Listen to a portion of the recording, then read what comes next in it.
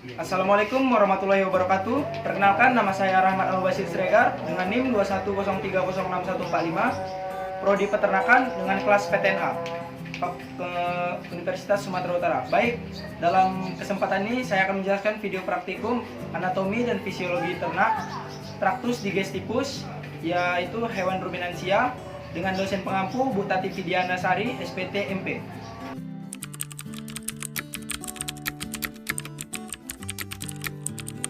Selanjutnya saya akan menjelaskan organ pencernaannya. Yang pertama itu dari mulut, kemudian ke esofagus atau kerongkongan, kemudian lanjut ke rumen. Di dalam rumen itu terdapat retikulum, ya. Setelah dari retikulum lanjut ke omasum, kemudian ke abomasum.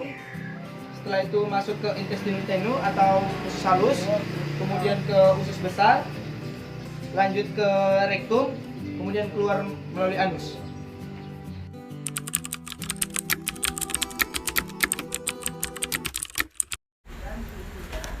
Baik, saya akan menjelaskan tentang bakteri-bakteri yang ada di ternak ruminansia.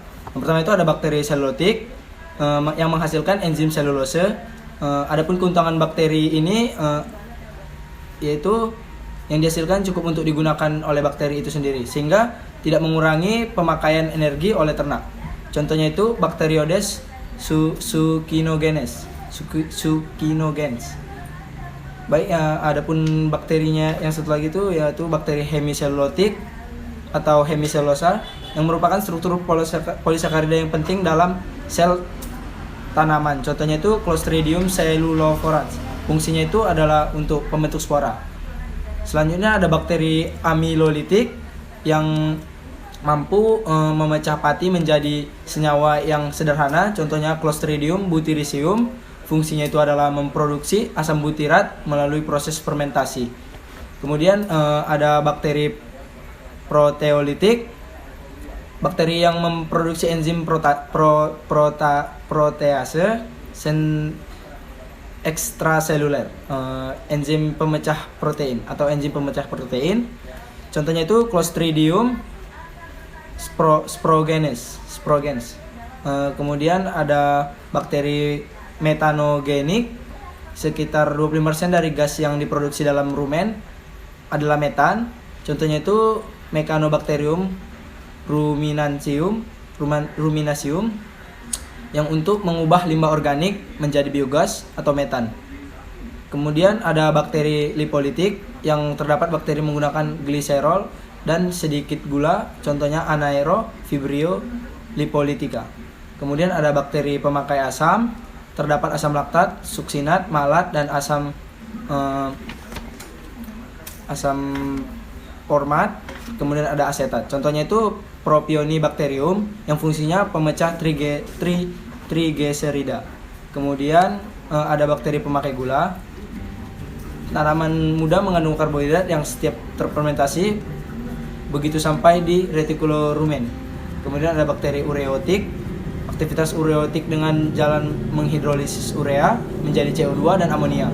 Kemudian ada protozoa sebagai penghasil protein karena mengonsumsi bakteri sehingga menjadi protein protozoa yang lebih mudah dicerna. Baik.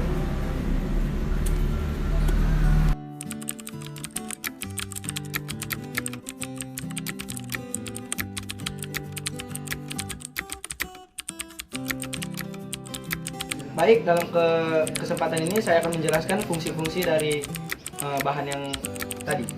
Yang pertama itu ada abomasum. Fungsi abomasum adalah untuk mengatur pencernaan secara enzimatis dan kimiawi yang memungkinkan makanan dicerna dan diserap lebih baik. Oke, kemudian ada omasum. Fungsi omasum itu yaitu untuk menyerap air, kemudian asam lemak tertentu dan natrium. Kemudian ada rumen. Fungsi rumen itu adalah sebagai tempat fermentasi oleh mikroba, tempat absorpsi VFA, kemudian tempat pencernaan makanan. Kemudian ada retikulum. Ada fungsi retikulum yaitu sebagai tempat fermentasi pakan oleh mikroorganisme. Baik, kemudian ada intestinum tenue.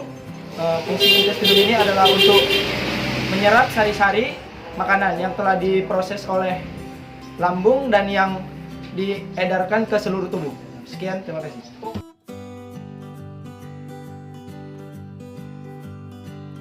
Anatomi dan fisiologi ternak dari saya. Bila ada kesalahan kata dan perbuatan, mohon maaf. Sekian dan terima kasih. Wassalamualaikum warahmatullahi wabarakatuh.